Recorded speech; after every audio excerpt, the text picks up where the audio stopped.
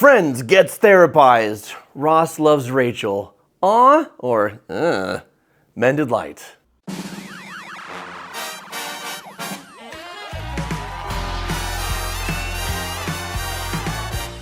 All right, we're kicking off a new series. I'm going to be looking at Friends, starting with season 1 and all of the Ross and Rachel will they, won't they. Starting with Rachel being oblivious to Ross's intentions and affections, and Ross just struggling to tell her, why does this happen with us? Why can't we open up? And how would I help Ross through this? Let's take a look.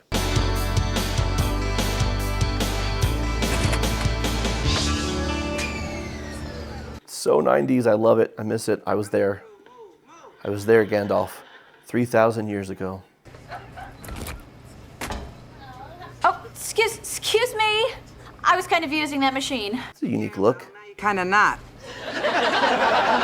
But I saved it. I put my basket on top. She's got like Egyptian eyeliner. Yes. It's really pretty. Unfortunately, I don't see suds. What? No suds, no save.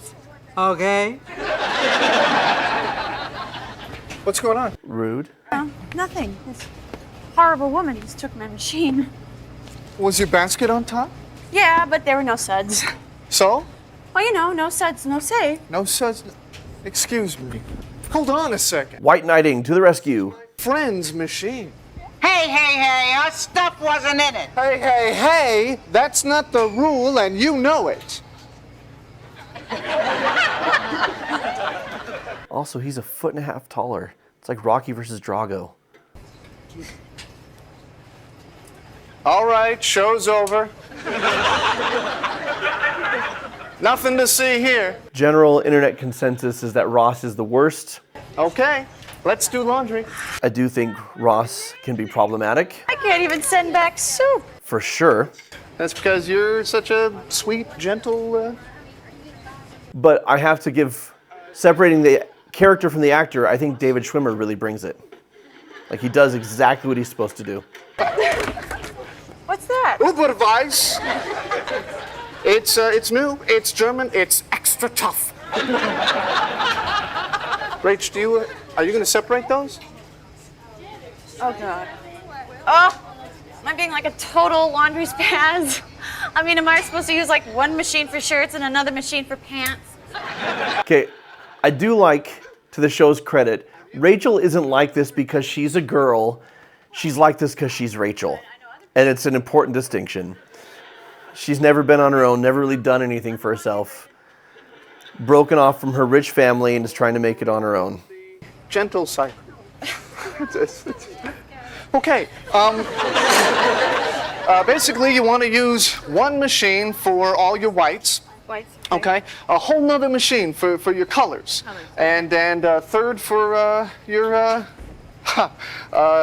delicates, and that would be your bras and your under panty things. Let's not make it too awkward, Ross. But these are white cotton panties. Would they go with whites or with delicates? That would be a judgment call. Rachel, how can you not know?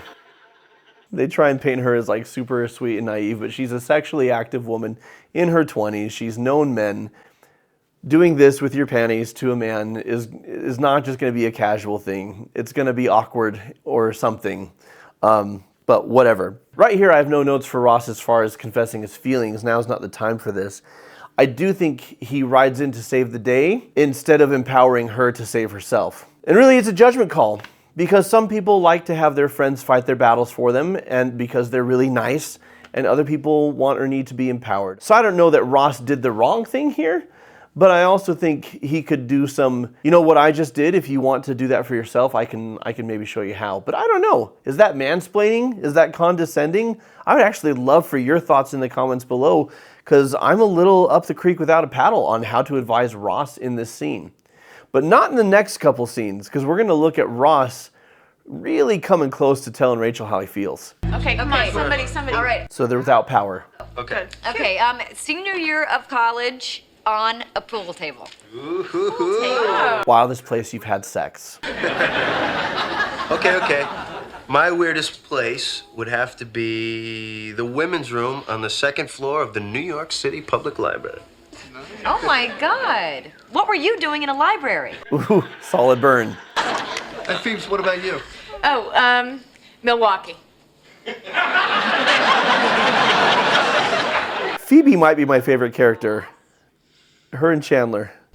Disneyland. 1989, it's a small world after all. No way. Yeah, the ride broke down, so Carol and I went behind a couple of those mechanical Dutch children. His former spouse. Then they fixed the ride, and we were asked never to return to the Magic Kingdom. Ooh, Rachel. That'll do. Oh, come on, I already went. No. You did not go. Come on. Come on. Tell us. Come on. Come on. All right, the weirdest place would have to be, the foot of the bed. This is so sad. We have a winner.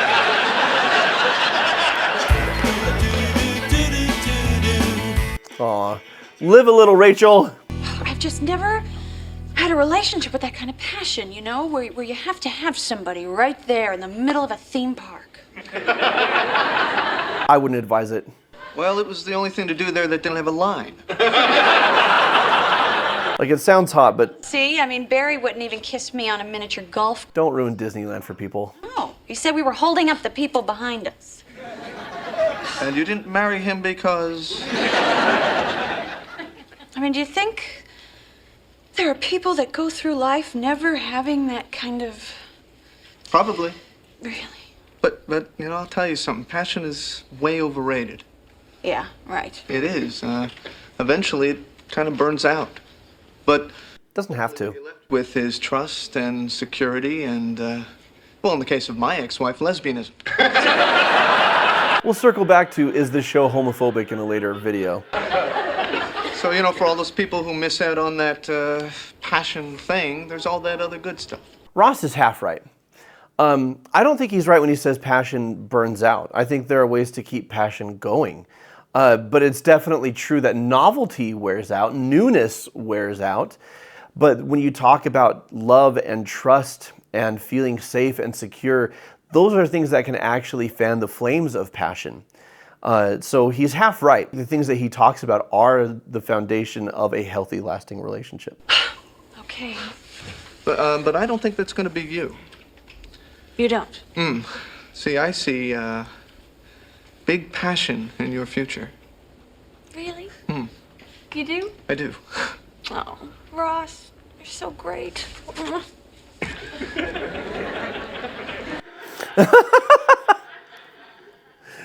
Mess with his hair. It's never gonna happen. It's a great line delivery. What? You and Rachel. What? What?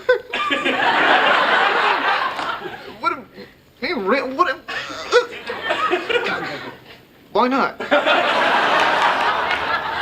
Because you waited too long to make your move, and now you're in the friend zone. Ooh. We'll talk about that in a second. I'm not in the zone. Oh, Ross, you're mayor of the zone.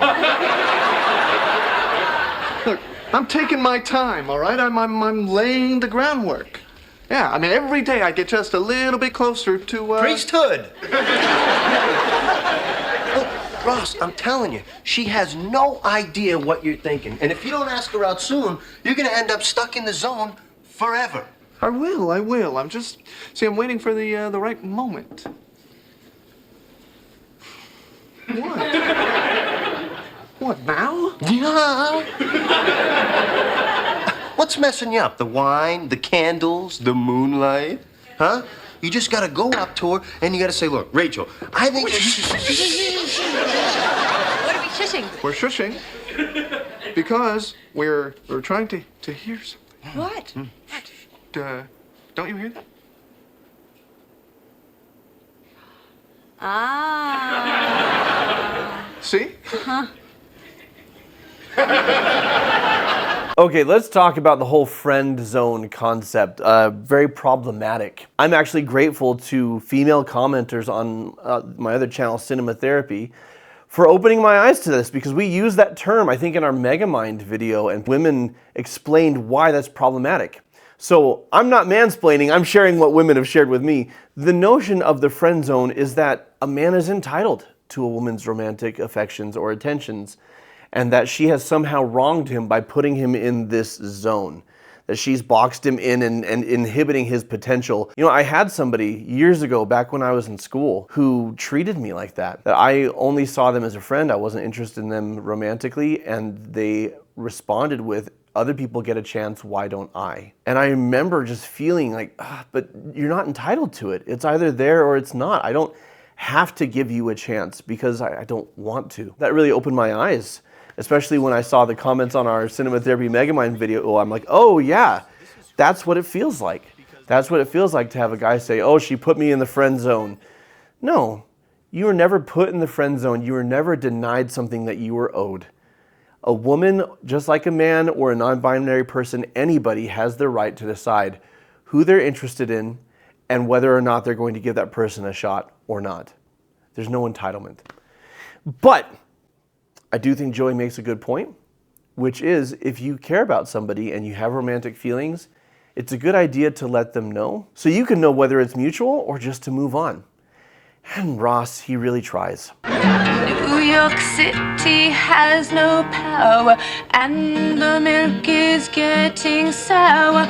But to me it is not scary, 'cause I stay away from dairy. La la la la la la la la. I love Phoebe so much. Okay, here goes. You gonna do it? I'm gonna do it. You want me to help? You come out there, you're a dead man. Good luck, man. Thanks. You know what? Okay. It's not weird, Ross. That's some great man-to-man support. Outside? No, you can't go out there. Why not? Because of, the reason. And that would be? I can't tell you. Joey, what's going on? Okay, listen. You gotta promise you'll never, ever tell Ross that I told you. About what? He's planning your birthday party. Oh my God, I love him! And you better act surprised. About what? My surprise party. What surprise party? Oh, stop it. Joey already told me. Well, he didn't tell me. Hey, don't look at me. This is Ross's thing.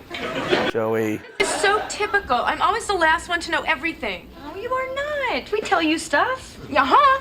I was the last one to know when Chandler got bit by the peacock at the zoo. I was the last to know when you had a crush on Joey when he was moving in. What? Oh, looks like I was second to last.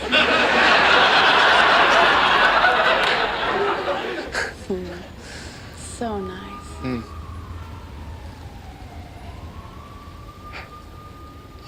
Hey, I have a question. Well, actually, it's not so much a question as more of a general wondering. Yeah, don't look for your words, just say it.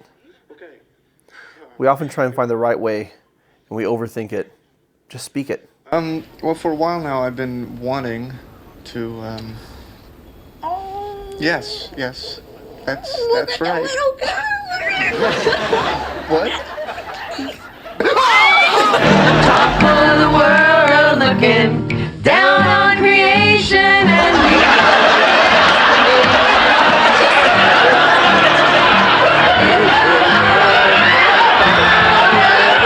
Oh my gosh, it's one of the best bits of physical comedy on the show.